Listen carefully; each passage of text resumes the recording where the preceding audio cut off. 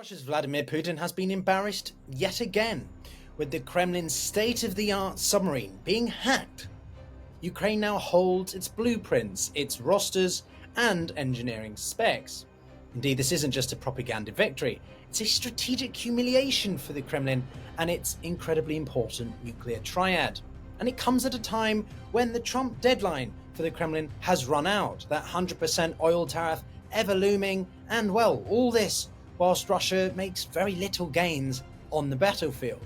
So in this video, I wanted to break down some of the recent developments around the peace talks, what happens when a nuclear submarine is compromised, and how Trump could actually force Putin to the table, and specifically 5 scenarios of how this could play out in the short to medium term. This is The Global Gambit. How's it going, everybody? Welcome back to The Global Gambit, where if you're new here, this is a channel that looks at geopolitics, grand strategy, international relations, and macroeconomics, but with a particular emphasis on Russia and Ukraine, given its scale and severity. Now, in the past couple of weeks, we've had a hack on one of the most state-of-the-art submarines in Russia by Ukraine, exposing its vulnerabilities and yet again, massive embarrassment for Vladimir Putin. Trump's ceasefire deadline has also expired now for Putin, and NATO is accelerating weapons deliveries and refocusing its attention to the Arctic Circle, where Russia is seemingly trying to gain a comparative advantage. Meanwhile, behind the scenes, a summit between Trump and Putin is being quietly planned, possibly with Zelensky in the room, though I find that hard to believe personally. The stakes aren't just militarily or diplomatic. What could this mean for the short to medium term of the war on the Eastern Front itself? I'm going to provide you 5 short-term scenarios, relatively surface level, so of course I won't be covering every single detail. That's not the aim of this video, and I'm very curious to hear your thoughts on those, as well as other topics discovered and discussed in this conversation in the comments below. Well, let's start with that submarine hack. On July 24th, Vladimir Putin personally commissioned the Kyaz Pozharsky, a brand new nuclear-powered Project A or Barai A class submarine. A lot of numbers and letters, but simply these are stealthy nuclear-powered boats which are 170 meters long and can travel at speeds of 29 knots, around 33 miles an hour, when submerged. Just 2 weeks later, Ukraine claims it has stolen the entire data package of this vessel. So we are talking layout diagrams, survivability systems, crew rosters, combat protocols, medical evacuation instructions. It just keeps getting better. Engineering schematics, and the sub's entire mission schedule. If this is confirmed, which funnily enough the MOD or Ministry of Defense for Russia has not yet done so, it's a colossal, not just a big, it's a colossal embarrassment for Moscow.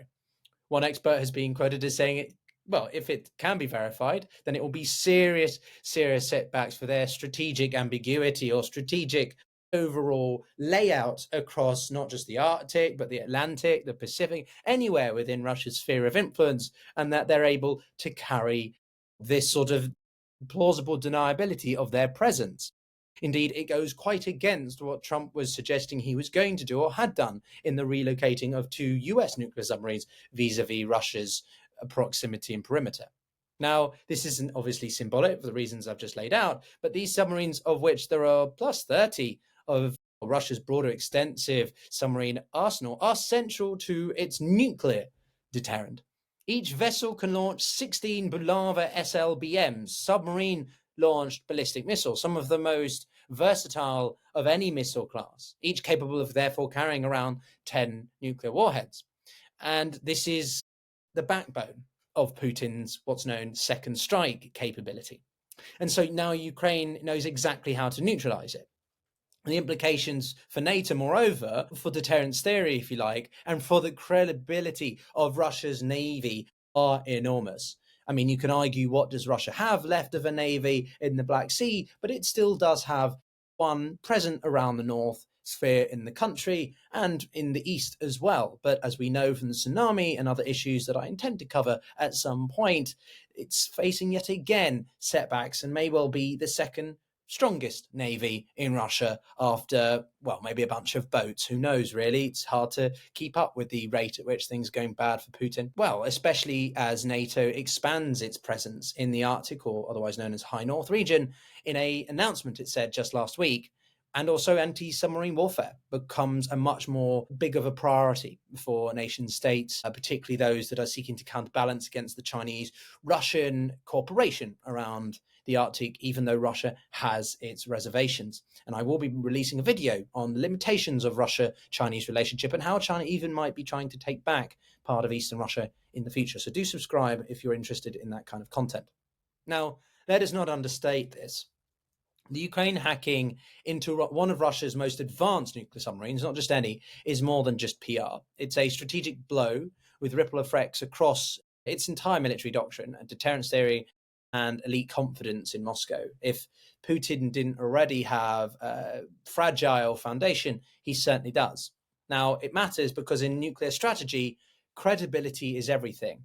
If an adversary knows where you're hiding, how your systems fail under stress, and even how your crew is structured, then your deterrent isn't, well, it's not a deterrent anymore, it's just a laughingstock. And so this could force Russia to completely rethink deployment patterns, for example, revise operational doctrine, rotate or purge its naval personnel, and the strategic consequences would be that loss of surprise, doctrine exposure, prestige damage, not that that really matters at this point, and even more signals to China, India, or any other country really that is dependent or utilizes Russian capabilities, Russian equipment. We've seen the repercussions that the war in Ukraine has had on the appetite of New Delhi, particularly, to purchase Russian equipment.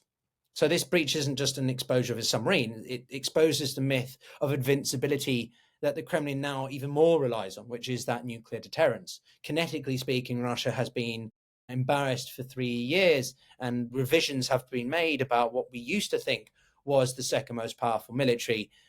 Well, maybe it is still, but at least just in Ukraine. Now, while Russia has been dealing with that leak, Donald Trump's ceasefire deadline has passed. Back in July, as you know, Putin was given 50 days to end the war or face 100% secondary tariffs on nations that still buy that Russian oil, namely China and India, as we've covered. He later shortened the timeline as Russia escalated its bombing of the Ukrainian cities, with him even reaching the point where he's had enough of Putin's two-faced game. And August 8th, or today, has been the cutoff. But that ceasefire has never come, and so something else has happened. Trump's envoy, Steve Witkoff, met with Putin in Moscow and secured what seemed like a tentative agreement for a summit. Sources say to me that I've been speaking to that even Zelensky may well be invited, though, of course, given the fact that this has been rebuked by Putin time again because he doesn't want to be seen as giving Ukraine equal status or weight in international relations, means I find it hard to believe. But maybe Ukraine is there in some presence, maybe just not Zelensky. Or is this Trump just staging optics ahead of, well, domestic affairs, you know, the Epstein files, and also the tentative situation, the fragile situation of the US economy? Now, as I mentioned at the beginning, Donald Tusk, or the Prime Minister of Poland, has said that freezing of the conflict could actually be quite close. Zelensky himself has been stated as being cautious but hopeful, and he's made it clear Europe mustn't be sidelined either. That message is certainly growing louder, with European Commission President von der Leyen on a recent call where Trump outlined his plans to meet Putin, notable absence though being Brussels. According to a spokesperson, she was only extensively debriefed by other EU leaders afterwards.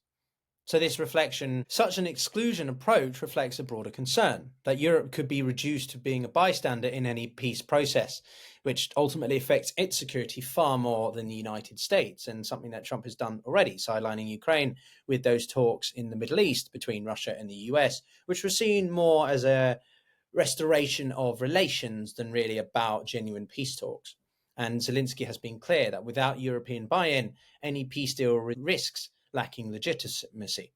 Moreover, it seems to go against Trump's own original rhetoric, which he wants Europe to take up the mantle of managing most of the war in Ukraine, and the funding at least. And if he's going to be excluding them, then how does he intend to achieve that? Meanwhile, the Kremlin has confirmed that the Trump-Putin meeting is supposedly imminent. And behind closed door, Marco Rubio, Secretary of State, has said that Washington now understands better what Moscow might accept in terms of conditions. Although for me, it seems more like maybe Washington knows best what actual conditions it can give. Maybe replace conditions with concessions, and you've got a more accurate interpretation. Indeed, it's though Marco Rubio was quoted as saying they will see how far they can bring the two sides together. And the aim is to set stage for a three-way summit that could, in theory, quote, close things out. Though, again, I remain highly skeptical of this. And, well, the difference being, though, is that Trump isn't just talking, he's acting in this case.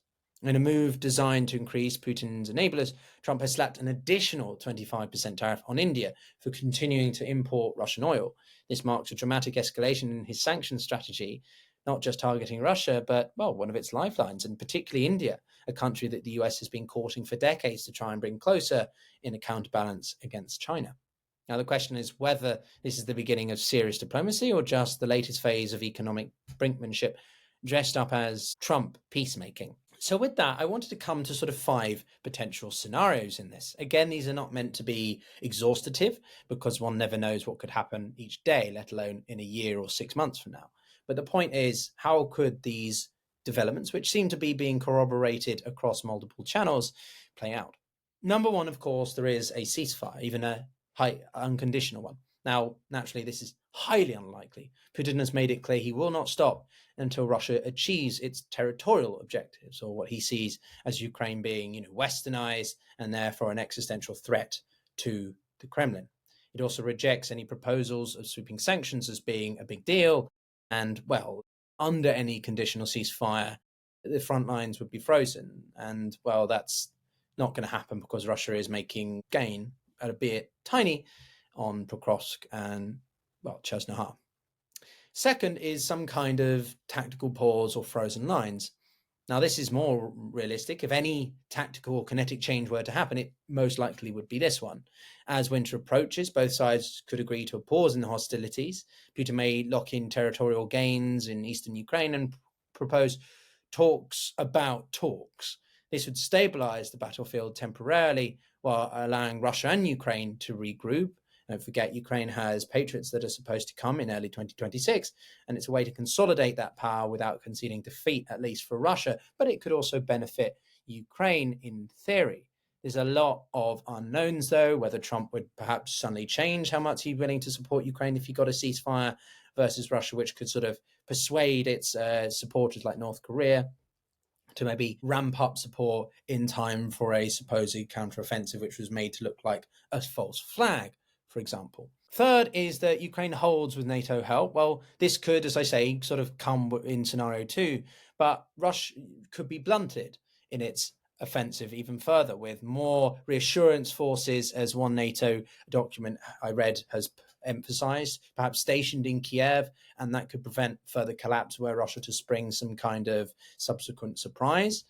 Ukraine wouldn't claim much ground, but it would be about trying to consolidate its defensive lines instead of retaking existing territory. It would buy time and still leave Putin in control of the land that he controls, but make it much harder for him to try and push further in, and he's already been struggling as it is.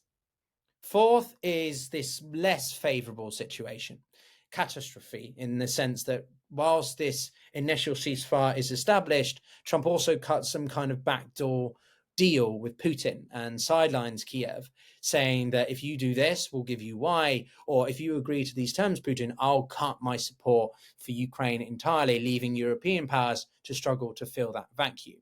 Ukrainian forces could therefore technically sort of, well, not collapse necessarily, but severely splinter under the pressure.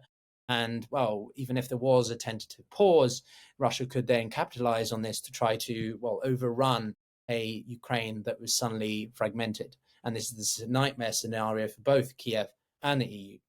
Then the fifth one, which we do cover a lot, and as I said a month ago, I do genuinely think is becoming crunch time, is a economics stagnation and severe, well, fragmentation in Russia.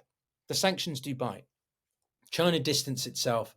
Russia's elite lose patience even more than they have done, and the war drags on into such a quagmire that the internal dissent driven by economic downturn in Russia is not something that Putin can ignore. We can see this in the Soviet-Afghan scenario of the 1980s, a proud military overstretched and effectively imploding within, which ultimately also led to the eventual collapse of the Soviet Union, not directly, but indirectly, as well as the domestic pressures at home. It's unlikely in the short term, of course, but history shows that the Kremlin can appear strong until the very moment it breaks. And especially when Putin is the one having to make these economic statements or concessions that we may have to look at revising our war budget, it's a serious consideration to have in the back of your mind longer term. So with that, what do you think about all this? Do drop me a comment with your thoughts.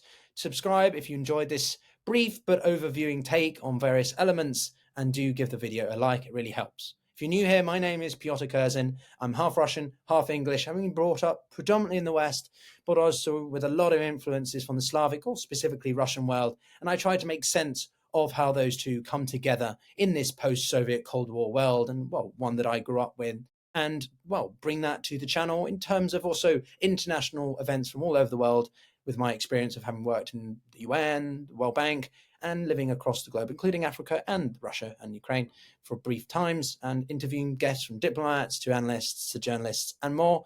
If that appeals to you, then, as I say, do subscribe, and I'll see you on the next one. And watch this one here to find out exactly why. Take care.